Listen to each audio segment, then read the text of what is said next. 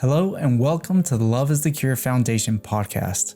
I'm Alfonso Vega. And I'm Lyndell Vega. Our goal at the Love is the Cure Foundation podcast is to have conversations that are valuable to families as they go through their own pediatric cancer journey. When our son Inigo was first diagnosed with cancer, we were given a list of available resources. At that time, we were unable to utilize those resources. This is why we created the Love is the Cure Foundation podcast. Our aim is to offer families an understanding of what their journey may entail when their child is diagnosed with cancer, including inpatient hospital interactions and outpatient care. On today's episode, we want to focus on posterior fossa syndrome, and this time we want to highlight some of the strategies that we implemented with Inigo. So we'll start off giving you again the definition of posterior fossa syndrome. Well, the definition that I have here in front of me is found on the website now.aapmr.org.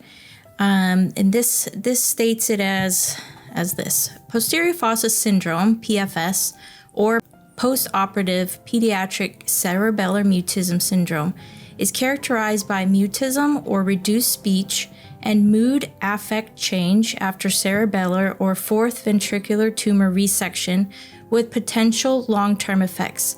Other features may include motor dysfunction like hypotonia, ataxia, and apraxia, brainstem dysfunction like long tract signs, and cranial neuropathies, dysphagia, and neurocognitive changes. All right, I want to stop you there. There's a lot of big words. Yeah. And there's a lot of definitions that we should try to give. So, for instance, Inigo suffered with ataxia. It was one of the things that held him back the most. What is ataxia? Ataxia is just uncoordinated movements, and he was not able to voluntarily make movements if you'd ask him to move his arms or his legs or feet or anything like that. So just uncoordinated movement. Okay. So when Inigo would move his arms or his hands, he would have some shaking. Is that ataxia? It's part of it. It's also part of like hypotonia. He doesn't have a lot of muscle strength anymore, like control over how those muscles should move. The movements were just very involuntary. He could still move, you'd see his arms and legs moving while he was in the bed, but he wasn't thinking about moving them. They were just involuntary movements. Okay. Now, brainstem dysfunction. One of the things that goes along with that is long tract signs and cranial neuropathies. Can you explain long tract signs? So in a nutshell, it's basically like our reflexes. Sometimes, as kids grow, they grow out of certain reflexes that they had when they were in different stages of their development. Sometimes you can see a child revert to these type of reflexes, when the neurologist would come in and, with all the tools, come and tap on Inigo, like on his knees, elbows, wrists, all those types of things. That's what the doctor is looking for, those types of reflexes, whether they are appropriate for his age and development or whether they are kind of regressing back through development into like toddler stages and infantile stages. So those are the types of things that they're looking for. And as far as the cranial neuropathies, the area where the tumor sits in medulloblastoma is the cerebellum, right under the main part of the brain. So it sits right next to the brainstem, and there's 12 different cranial nerves that are all in close proximity to where this tumor sits as well in this part of the cerebellum. So these nerves get affected as well. They control everything from like eye movements, taste, movement of your tongue, movement of your mouth for speech. It can help with movement of like shoulder shrugging, all of these types of things that, keep our senses going, our sense of smell, sense of hearing, swallowing, all those nerves are there. And also nerve for like digestion, stimulating your digestive system, controlling the rhythm of your heart rate. All those things are sitting right there in that portion of the brain. So you can expect all of these things effects to have some effect. Dysphagia. That's trouble swallowing. Trouble swallowing is dysphagia. And neurocognitive changes. I think that there's a whole basket. Yes. So thing we can put in the basket. I think when they mention neurocognitive changes, it talks a lot about the speed of processing and the coordination of thought. We don't think a lot of times about thoughts being coordinated, but yes, they are. They have to go through a certain set of events to formulate together well and cohesively. Yeah. So neurocognitive processes. So we understood that with Inigo, when we would discuss things, we needed to give him time. Lots of time, yeah. To process what we were saying and then to process his answers back. And that changed our communication, of course, because we didn't have those issues previous to that. And that was a clear change for us in how we communicated with him once he could talk again.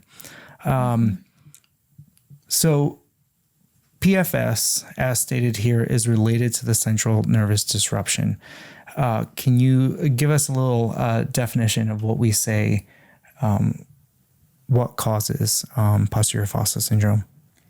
So it says here, usually as a result of a tumor removal in the posterior fossa. So again, that's that area of the brain and cerebellum where that tumor sits. And it says, however, PFS has also been described in cases of cerebellar stroke, acute disseminated encephalomyelitis, and acute cereballitis, which is unrelated to Inigo's medulloblastoma at that time. Okay. Mm-hmm. So primary reasons for it that we understand is, or at least for his case and for families that we are trying to discuss this with you, is related to the removal of your child's brain tumor, especially in the posterior fossa area of the brain, and the disruption of the midline of the brainstem. Mm-hmm. Is that correct? Yep. And it doesn't happen in every case. They're not sure exactly why, but they think it could be related to the procedure itself, the way they access this part of the brain to remove that tumor. And, it's a necessary part of the treatment for medulloblastoma, but you do get this, you are at higher risk for this side effect. Okay. Posterior fossa syndrome. Okay. Now, as we understand, posterior fossa tumors are the most common. Is that correct? Or just medulloblastomas? It says that they're the second most common type of childhood cancer. Mm-hmm. And then with posterior fossa tumors, they represent approximately half of all pediatric brain tumors. Yeah. Okay. And the potential risk factor of developing posterior fossa syndrome? Oh, the reported incidence rate of posterior fossa syndrome ranges widely from 7 to 50% in various study populations. The potential risk factors for PFS, including medulloblastoma histology, midline tumor involvement, and brainstem invasion. Other risk factors have been proposed but shown inconsistent across various studies, including the age of diagnosis, degree of tumor resection or residual tumor, postoperative infection, and edema in the middle and superior cerebellar peduncles. Okay. And I know that we have talked about in the past about surgical techniques and trying to figure out if that has anything to do with it. Do we have any information on that? From what I understand, it's still in in research. They're trying to figure out if it is the way that this tumor is accessed or if it is due to something else. Okay. If it's just, tumor involvement in that area that's causing this. Sure. Okay. Good. We thought it was important to define posterior fossa syndrome again. The way that we do our podcast is we always assume that this is your first time listening to us. This is not an easy podcast to do. It's a very niche resource for people. But we are aware that most of the time, if you're listening to us, it's probably your first time or your only time that you're going to be hearing us. So we definitely like to, as a foundation, we definitely want to focus on posterior fossa syndrome. And so it is something that we felt was important today to define again, so that you can have a understanding from our resources of what it is. Okay. So as we move on here, what we want to do today is once again help you understand some of the things that we did in helping Inigo go through posterior fossa syndrome. The main thing that we focus on is neuroplasticity. And neuroplasticity, I can, do you want to define that too? Go ahead, sure. Okay. You can? No, it's good. You want me to? Okay, I'll do it. More technical, Okay. precise definition. So neuroplasticity can occur as part of normal developmental function. It can be the result of a response to destroyed brain function due to brain injury. For example, after a stroke or traumatic brain injury, the brain can reorganize its structure, functions, or connections to adapt. The environment also plays an important role in brain plasticity, with enriched environments being associated with greater levels of dendritic growth. Neuroplasticity can also be stimulated through learning, such as learning a new language, playing an instrument, or reading. As in defining what neuroplasticity is for us in our case, we knew that we had a very narrow window that we could help Inigo through recessed memories, through smell, through movement, through music, through stories, to reconnect with us, with who he is and was, to help him keep those pathways intact. Mm-hmm. Or to help make new pathways, since reorganization, have been right? Compromised. And because it's such a difficult diagnosis, we've talked about the difficulties that we had being told what it is exactly that Inigo was developing. We just realized that Inigo now had some serious deficits, and we believed wholeheartedly in rehabilitation and what it could do to help him heal, help his brain heal during this really critical phase right after the tumor was removed. Here are some of our strategies that we did. So we defined posterior fossa syndrome.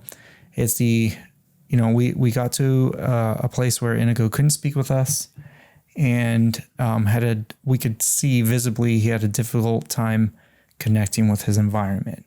So we started at a very base level, using memories and habits to rebuild his orientation.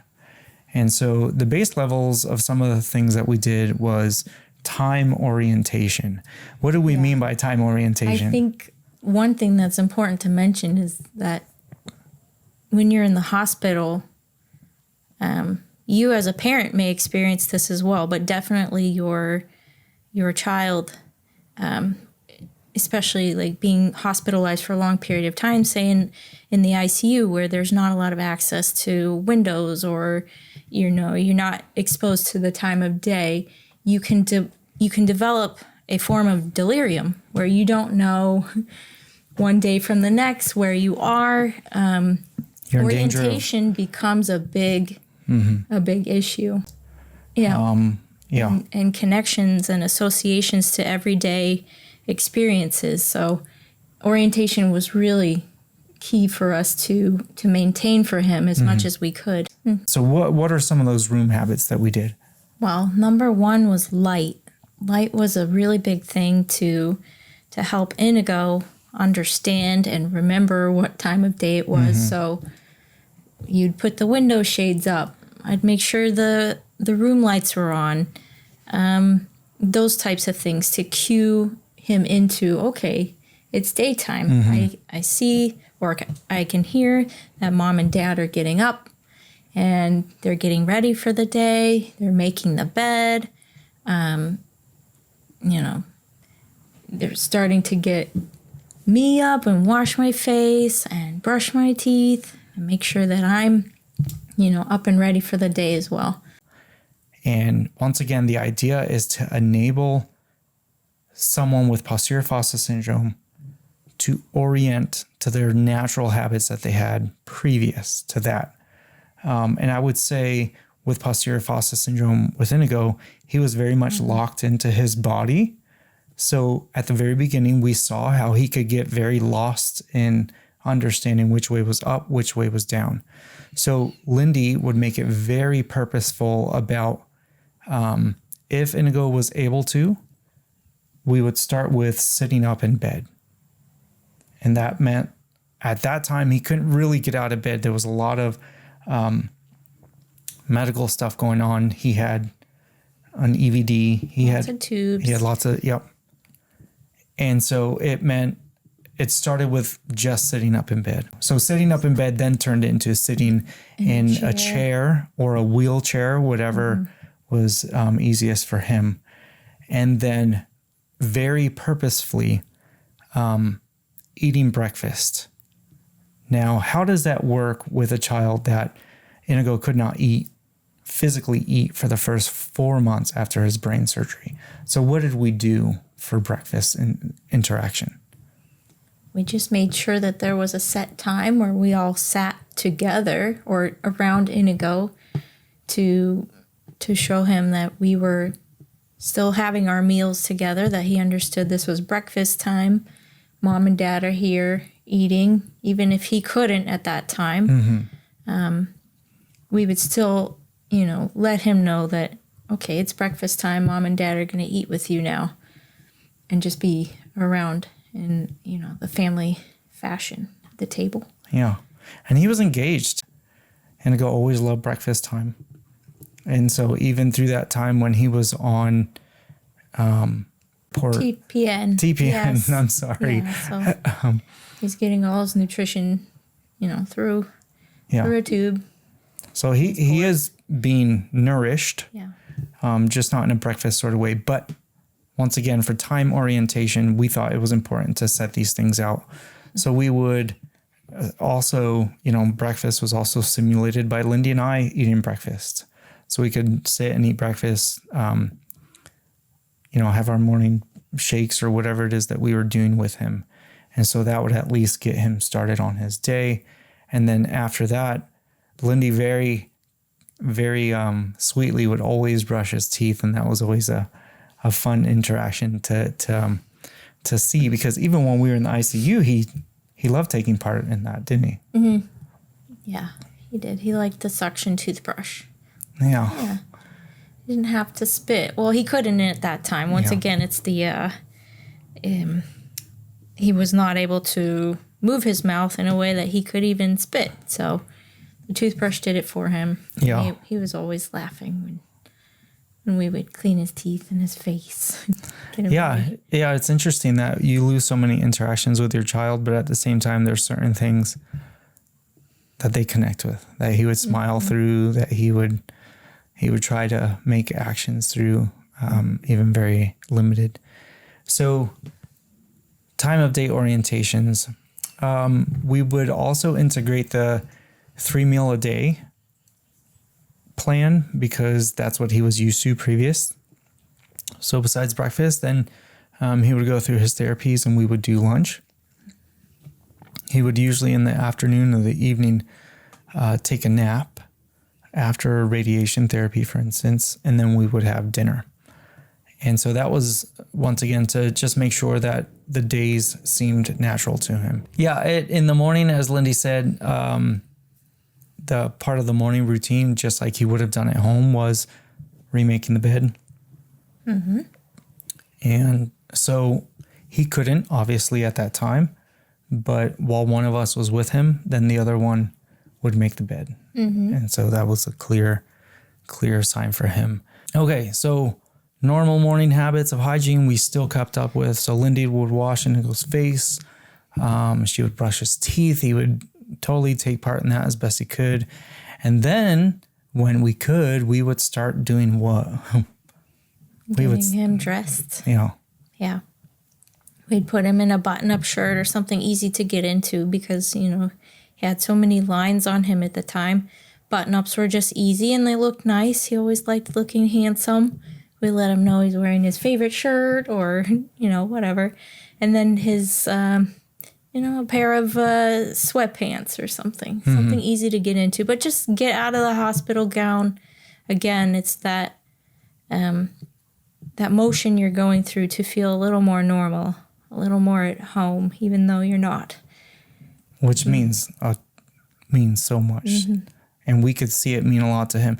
You're hospitalized, but you can also have some form of normalcy. Mm-hmm.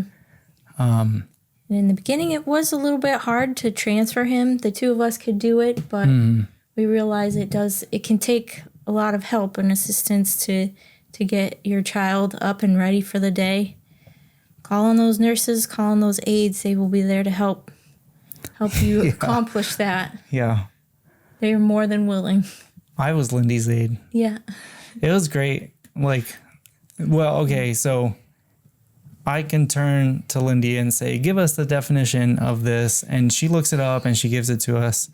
Or I can ask her, different questions. And she can do that because she's a nurse. So once again, if you're a first-time listener to us, Lindy is professionally a nurse. And that was a blessing for me because when we get into these situations where your child essentially becomes an infant again, even as a big 9-10-year-old, as Inigo was, very tall. Mm-hmm. And so she's able to teach me these things. So she didn't have to have, one of the aides that Inigo didn't know come into the room to do these things. It could be the two of us. And that made me really happy because I wanted to be totally involved with Innie as much as possible. And so it's nice. You taught me little nursing tips and tricks for changing him and moving him and stuff. And it was awesome to be involved like that because I wanted it to be me. I didn't want it to be somebody else because I think Inigo appreciated that. Mm-hmm. So putting your child in normal clothing, if possible, we thought was really, really important. Once again, like Lindy said, we felt it was important to Inigo to look good. And so we kept up with that as best as we could. That also enabled us to try to communicate with him. We would give him options of socks, specifically socks. That was our easiest thing of communication because socks can have all sorts of designs. And if any of you know Inigo's sock collection, all the designs are usually Bigfoot. Or Yeti. Or Yeti. And so they're all Bigfoot or Yeti. But he could pick which one he wanted. Oh, he did have, so we're big Pizza Wednesday people, oddly enough. So there was a Pizza Wednesday socks. There was. He had Back to the Future socks. Thank you, Dr. Stein. Back to the Future socks. Pizza Wednesdays. Inigo had a Boston Terrier. Mm-hmm. So he had Boston Terrier socks. Inigo was an avid mountain biker. So he had socks from his favorite mountain bike shop out in Washington, the Lost Co. Mm-hmm. So that was pretty cool. He liked to wear those. And so he would try to indicate. So when he could either move his head or he could use his eyes to indicate which sock. Blinking or winking. if he could do it. And that's another way to test all those cranial nerves too. You're getting them in the motion of doing work again. It may not be able to do it for weeks or months, but just exercising that, your child is going to hear you. Like Alfonso's been saying, with posterior fossa syndrome, Inigo has told us like he felt like he was just locked inside. And so they can hear you, they can understand, and they're going to be trying these things internally, whether or not it shows. They're going to be trying these things, and with time and with healing, they will be able to do it again. Yep. The great thing about getting your child dressed and ready for the day, besides time orientation, is it prepares them for therapies. Yeah. Which come very quickly in the morning. Very quickly through your scheduled day. One after the other. Mm-hmm. You could start with physical therapy, Mm-hmm. He was always up and being trained on the walker with physical therapy, just getting those legs moving, the gross motor movements of walking, moving the arms, those types of things were so important in the beginning. And to be ready for the day, that really helped. To have his shoes on, and he was ready. We made sure to get him cool shoes too, because Inigo was a shoe guy. Yeah, I think kids love shoes. Kids are, they're all shoe people. Get him something that makes them excited about wearing them, So he had some sweet Vans. He loved Vans. So he had the new MTEs for the season, and we made sure to get him those. And Mom got a pair too, so that we could be twins. They could twin it out, which was great. So yeah, getting your child up for the day allows them time orientation to understand where you are in your day. And it also enables them to be ready for the Spitfire fast therapists that are going to come into your room, and you have therapy one after another, that sort of thing. Mm-hmm. So that was good. As we, go through our day, we would go into our evening, and we also had schedules for our evening that were something he would be used to. So what would that look like? So it just entailed an evening bath, whether that was a bed bath, depending on if he could get up or not, or how tired he was after radiation, because radiation did wipe out a lot of energy.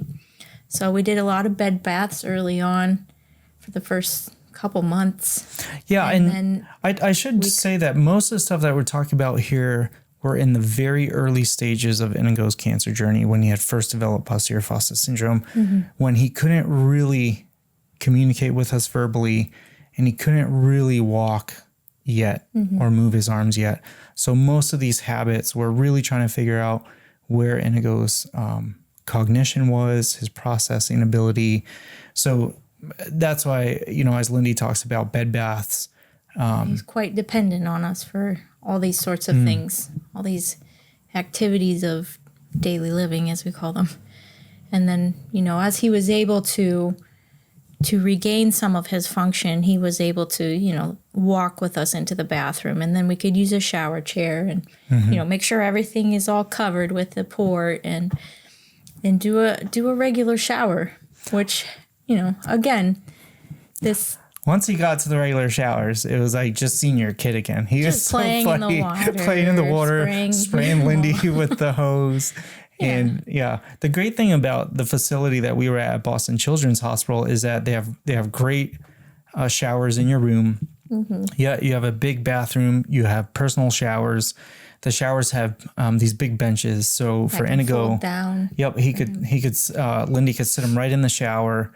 And safe. Yeah, we love to make sure that Innie was clean. I think sometimes hygiene isn't. I think your medical team will always push it. I think because how exhausted families can get throughout their day or their child's therapy, it can get left by the wayside, and understandably so. We didn't allow for that just because, like we said, we wanted his normal habits from home to be integrated with his care, because we wanted him to feel as normal as possible. And so the payoff for wanting to do it this way was hearing Lindy and Inigo in the shower, and Inigo He could laugh. spraying her down, and he just thought it was funny that he had just got mom's clothing all wet.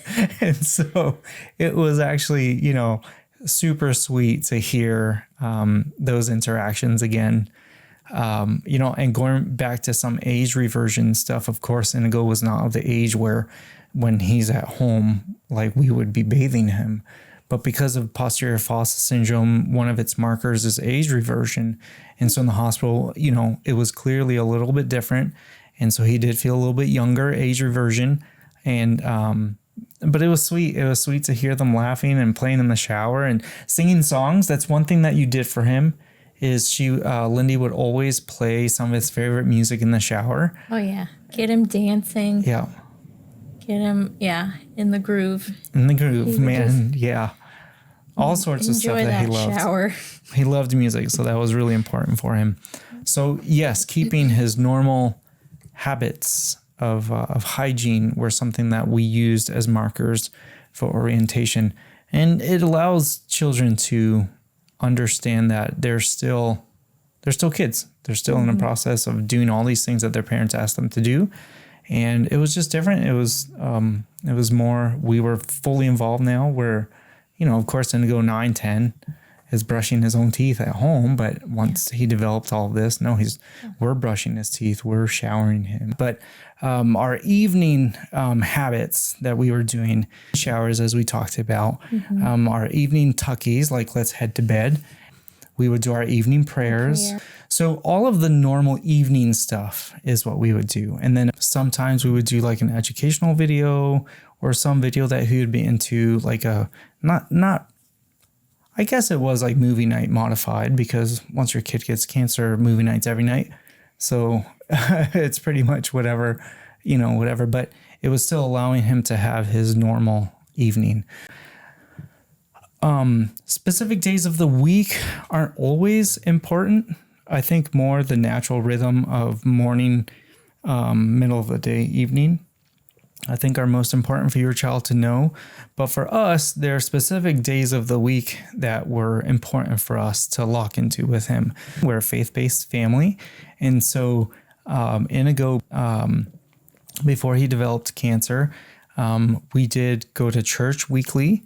Every Sabbath we would go to church. And so we wanted him to continue with that habit. It's a big thing that we talked about with on Rabbi Susan's episode. But we definitely talked about making sure that Inigo kept those spiritual rhythms that he was a part of. And so Sabbath was a very, very important day for us to close out the week on. Every Friday, Rabbi Susan would come into our room and bring a challah bread for us. Once again, we talked about that on the episode of how special the chaplain services are at the hospital. And so it was one of those things that enabled us to show Inigo, we are finishing out our week, we're closing out our week, we're starting the Sabbath now. And so that was really, really important for us to keep that habit. One really sweet thing that we have is WEEI, a sports radio station in Boston. Inigo and I would, on Fridays before he developed cancer, we would jump in the car and we would go grab lunch and take it to mom at the hospital that she worked at as a nurse. And so we would sit and have Friday lunch with you. And in the car, sometimes I would have sports radio on, and there was a show during the midday. Gresh and Keefe, the two guys on the midday show, and they would, at the end of their show, they would have a sign out, and it was Daniel Craig from 007 introducing The Weeknd, and I believe it was on Saturday Night Live. And so Daniel Craig says, "Welcome, ladies and gentlemen." Ladies and gentlemen, yeah. How's it go?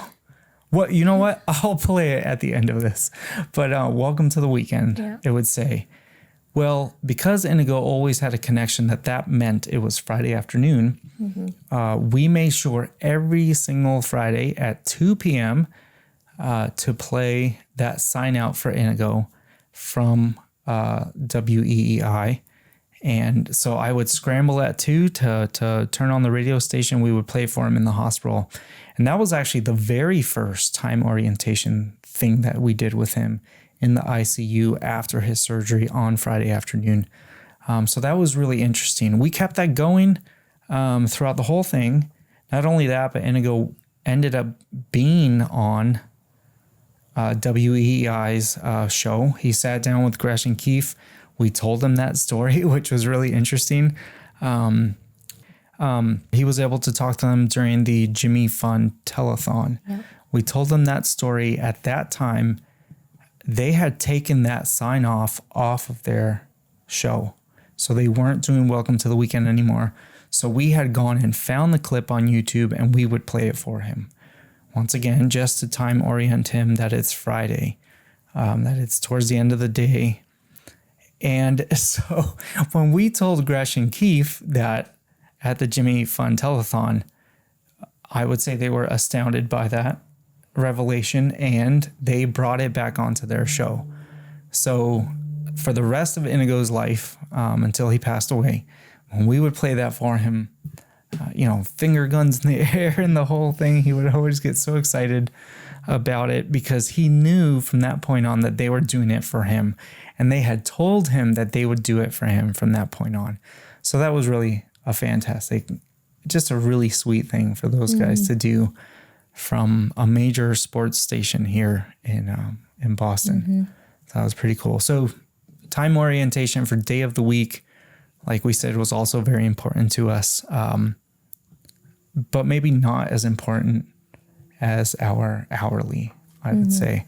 But we still made sure to do that. Saturday nights were movie night, so we kept that habit going, which was great. Once Inigo began to eat again, we would eat pizza on Wednesdays. We would eat tacos on Tuesdays. We would, you don't realize how important those rhythms are to a child that is trying to process and understand where he's at in the world. Sound orientation. How did sound orientation help Innie? Or what did we do to help him? Well, Innie was very musical. He really loved to listen to music, like we said, like when he was in the shower, it was just like a little party in there for him. So he really liked music. So during like his therapies, we'd make sure to have music that he liked playing so that it would motivate him to get up and active, even if he didn't feel like it. It really did help. It helped set the mood for him. Yeah. Did Inigo play a musical instrument? Inigo was very musical. He loved to play the guitar. So Inigo probably learned to play the guitar when he started when he was 5. We got him his first little guitar. Yep. And, it went from there. So by the time he was diagnosed, he had several songs that he just loved to play, and he would sing as well. So yes, he would. Yeah. Boston Children's had music therapy department that would come to visit him pretty often and play him songs, as well as they would collaborate with occupational therapy to get his hands moving again. So early on when we were still at Boston Children's, they brought him a guitar to just hold in his lap and to just strum. They were just working on large movements for his hands. And it was really emotional for Dad and I to see. And we saw that emotion in Inigo too, because we knew how much playing the guitar meant to him and singing, and it was just different now. So it's when he, I think, fully could realize how much his body had changed and how far he had to go. So I think we both consider it, I don't think this word is too harsh to use. I think it's important to be honest with yourselves as parents. I think we both consider it to be a failure of, maybe overthinking it. So if the idea was to make sure that we reestablished neuroplasticity. We thought putting him back in tune with playing his guitar would be successful.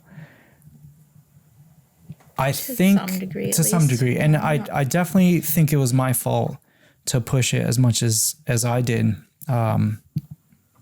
Because you have a different understanding of physical limitations when it comes to ataxia than I do. I don't, because I'm not in the medical field whatsoever. I think I just assumed this would go away super quick and get him right back on the guitar and he's good to go. So I would definitely say that it was a, maybe failure is a harsh way to put it, but it was definitely a miscalculation from my end to get him to do that again. Because Lindy and I did, besides it being emotional for the both of us, he, for the first time, really exhibited real emotion at a time that he couldn't speak yet, realizing that he couldn't play the guitar like he used to. The loss of ability, yeah. Yeah, so that was tough. That was tough. But we were doing it because we wanted to reestablish that neuroplasticity, which we felt was so important. But after that, because we knew that the memories of him playing music were there, Lindy and I would both play songs that he loved to play. And we think, at least in that way, for his memories, we made sure to establish those songs. And then, further on when he could talk, and even towards the end of his life, he would just sing along with us. Yeah. Which was fantastic. He loved to sing it. Yeah. It was really Big Rock Candy Mountain, or like Man of Constant Sorrow, or songs like that, Creedence Clearwater, he would sing After the Rain. Like, there's a lot of fun stuff that we could sit and play with him and really enjoy, at least, redeveloping those memories within his mind, singing that stuff. So, besides music, what else did Inigo love?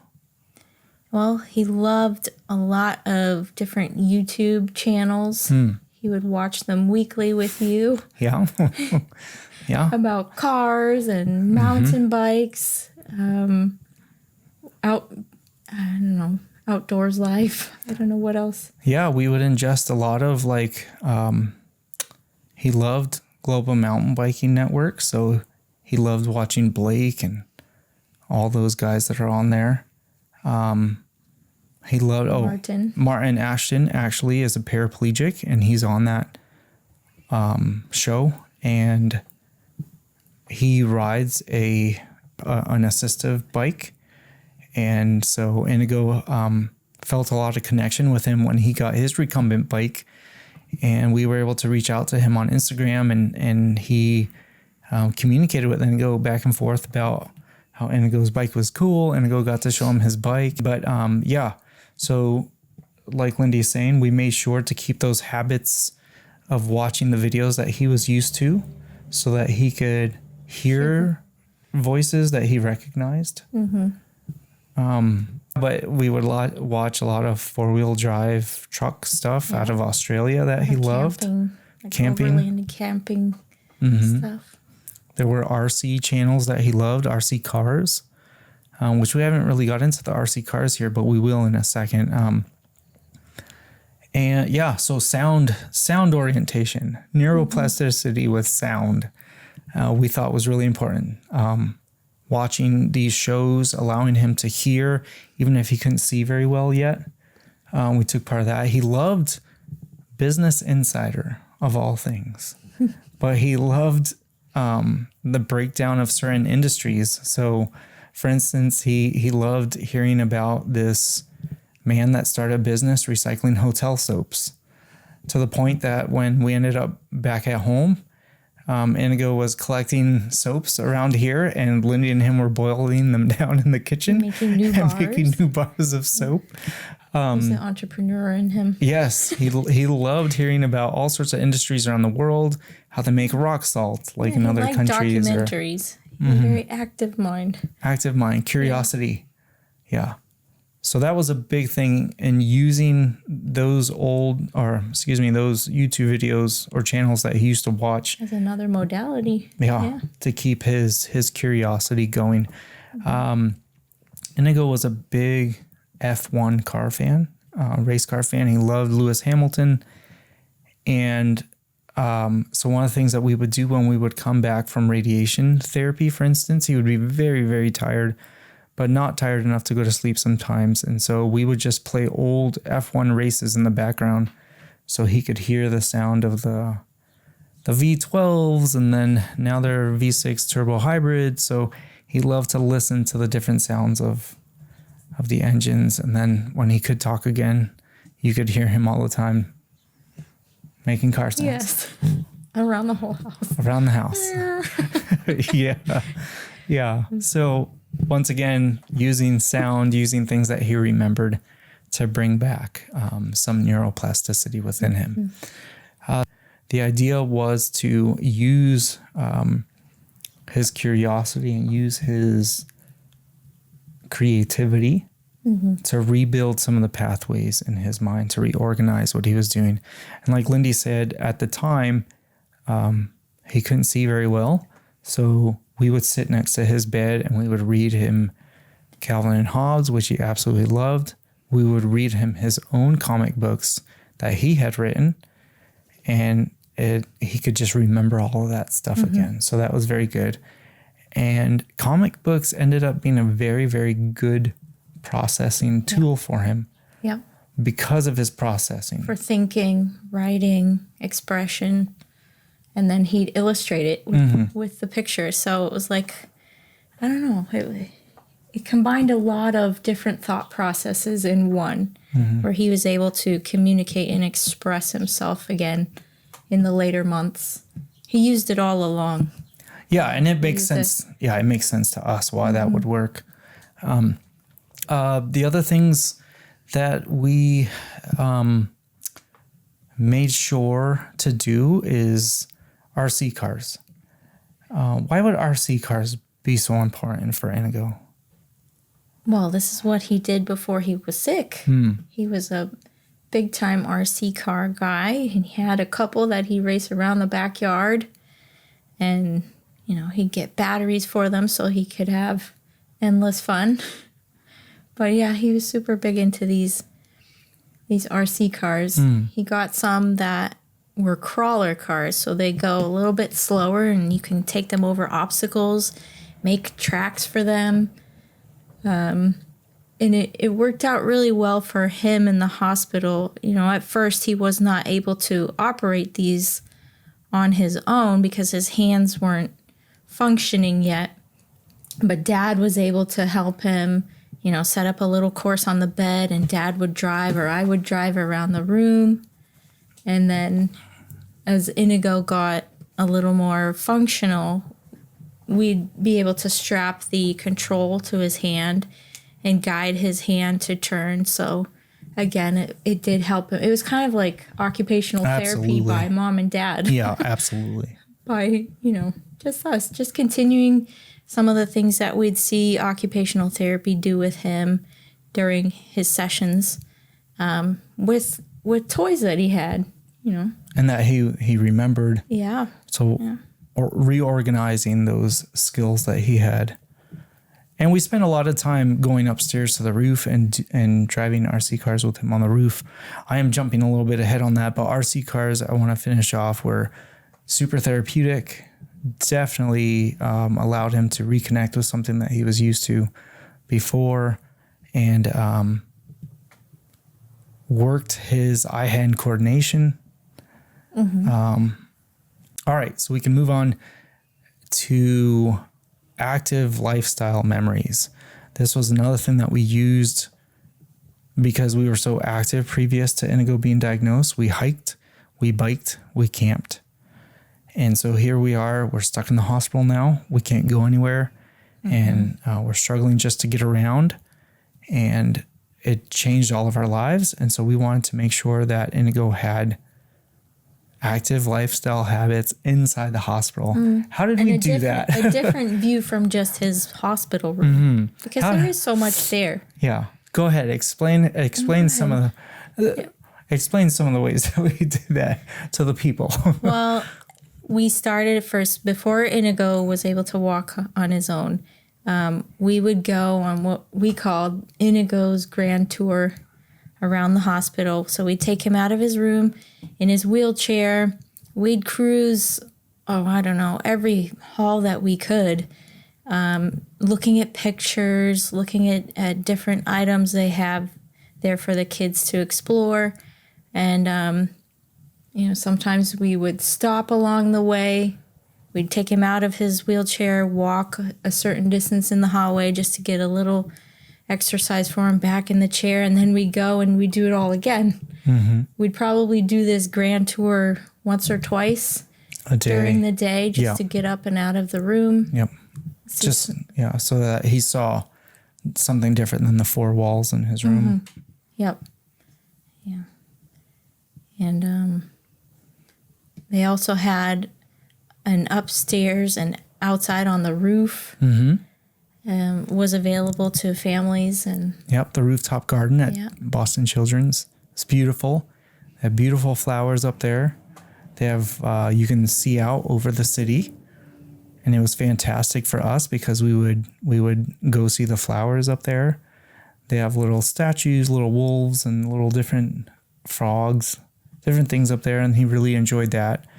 And then just allowing him to get some sun on his skin, watch the helicopters land over at Brigham and Women's. It obviously not even close to the outside activities that we used to do, but we definitely utilized that rooftop garden as a mainstay we would go up there and have lunch. We would ask therapy to meet us up there, and we would do therapies up there.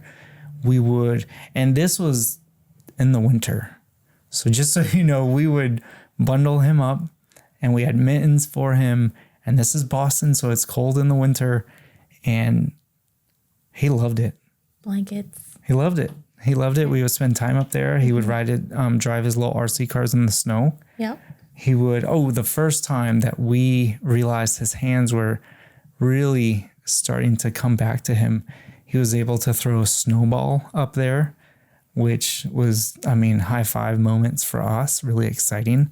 So yes, we made sure to get as much activity because that would have been normal to him previous. Mm-hmm. If it's not normal to your child, I don't know how much of that, or how much of that information is super useful, but at least it was something that we tried to do to make sure it connected his memories with how we used to be highly active people.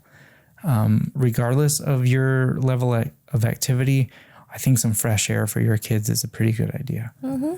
Yeah. Even if it's 5 minutes.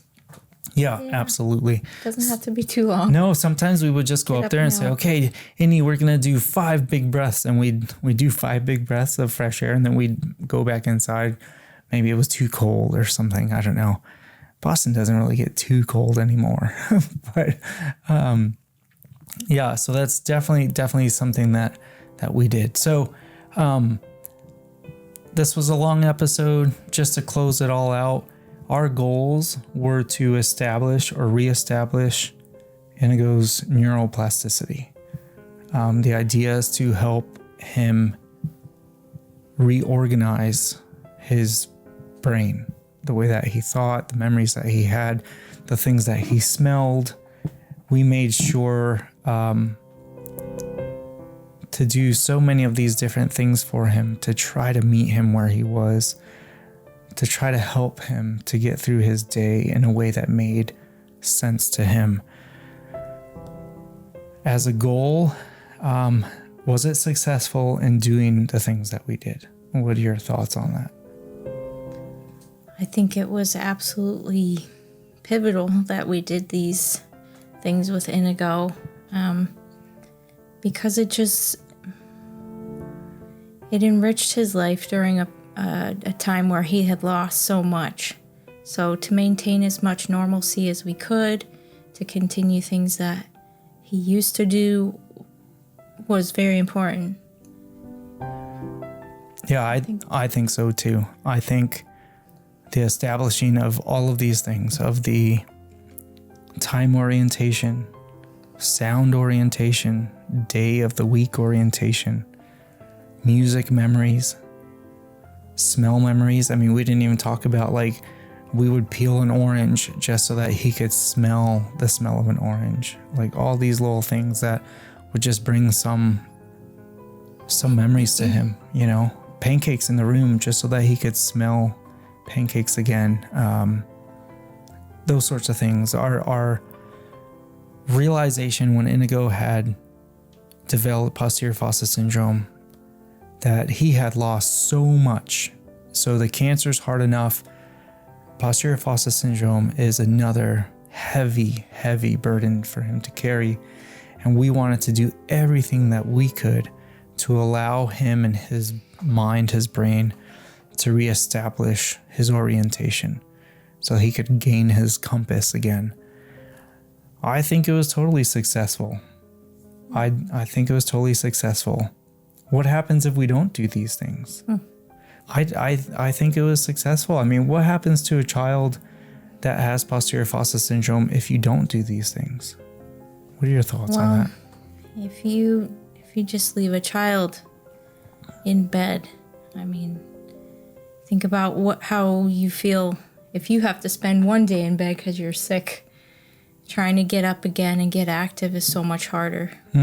For a kid, you know, you think about how their muscles will waste and how much harder it is to actually do the work. So if you can maintain that, start working on it as early as possible, you'll have better outcomes. Yeah, I think so too.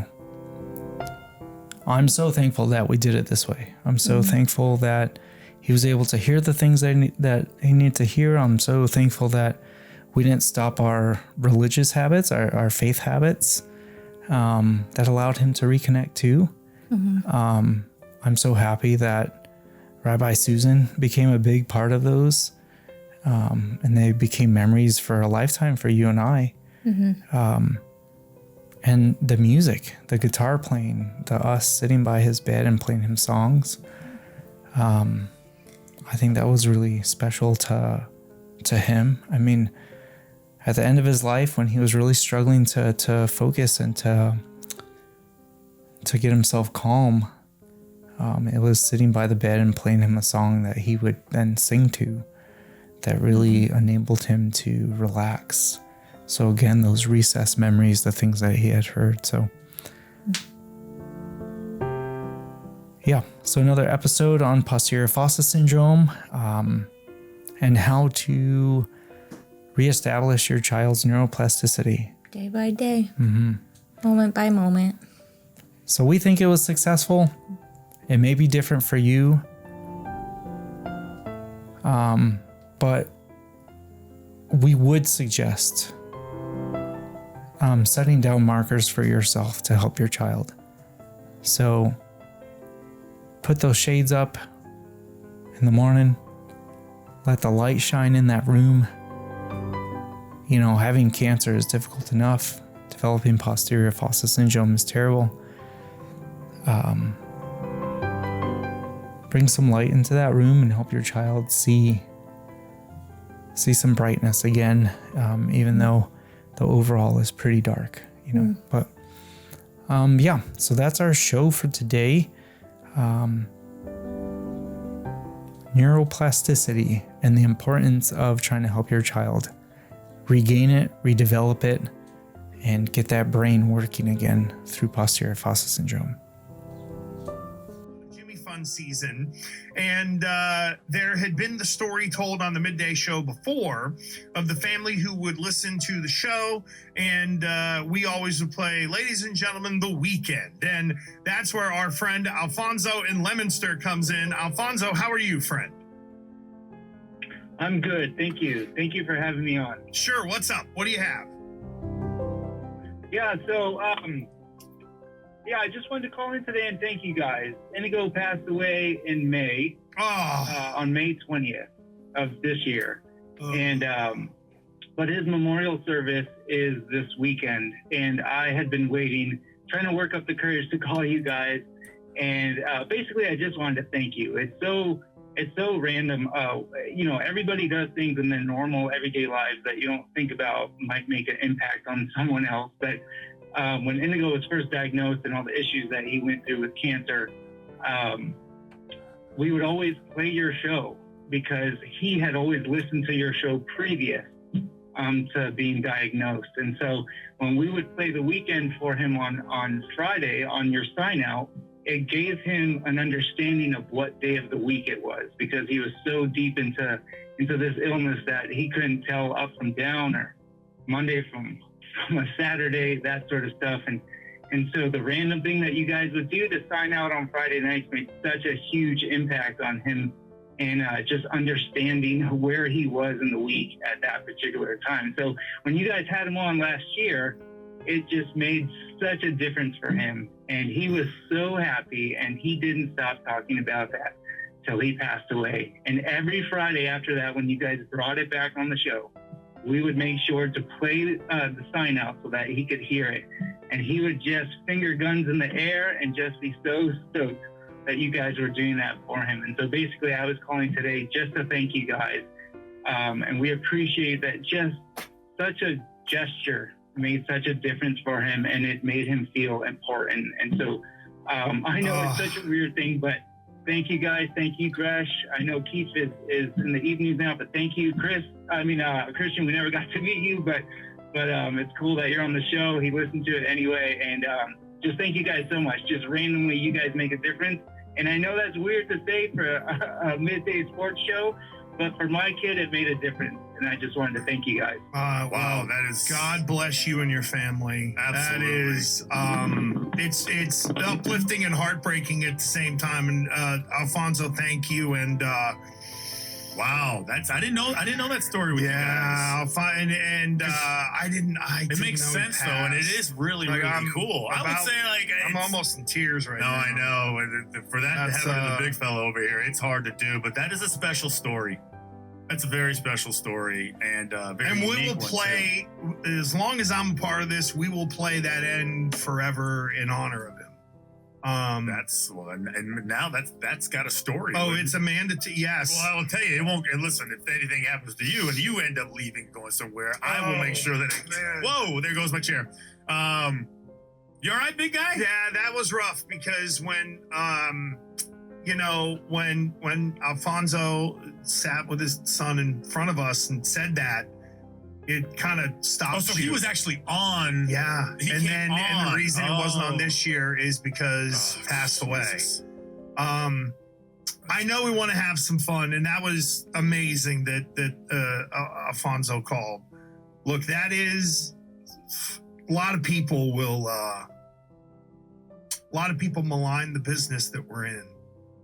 But the one thing that I think maybe you and I take for granted, Christian, no, take for granted is the wrong word, but it doesn't set in all the time, is the impact it has on people and the power of radio. We have the ability to make you laugh. Just what you heard right there could make you cry. We have the ability to play on all the emotions in doing a radio show like this. And wow, man, that was something cool. We needed to hear that, and I'm glad Alfonso called. And he should never be ashamed or nervous about calling into the show and saying something like that.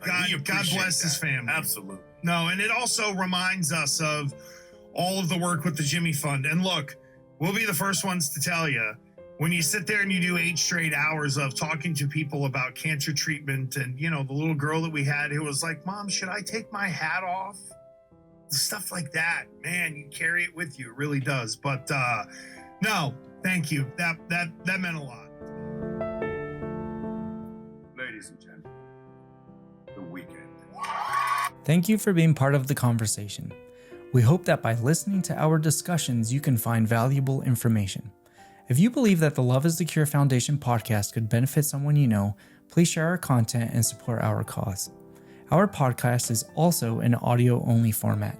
If that is what you desire, check us out on YouTube Music at Love is the Cure Foundation for the non-video format podcast. Our desire at the Love is the Cure Foundation is to help children and families as they navigate a pediatric brain tumor diagnosis. Our experience is with Inigo's brain cancer diagnosis.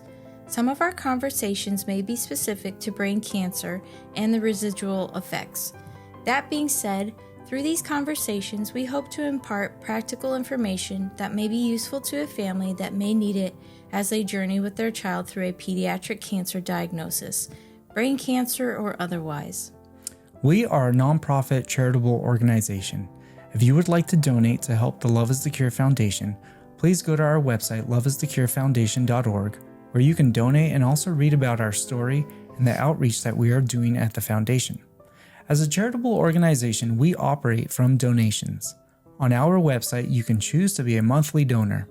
Sustained donor contribution is very helpful to further our cause, and it makes you a direct supporter in helping our cancer community. Any amount helps, so please, if you can, consider supporting us. Visit our website to find the link if you're interested in purchasing Love is the Cure shirts. We're thrilled about our new design, which includes many Inigo elements. Thank you to everyone who has already bought a shirt. Every contribution matters as we strive to support our pediatric cancer community. Go love on someone. We all need it.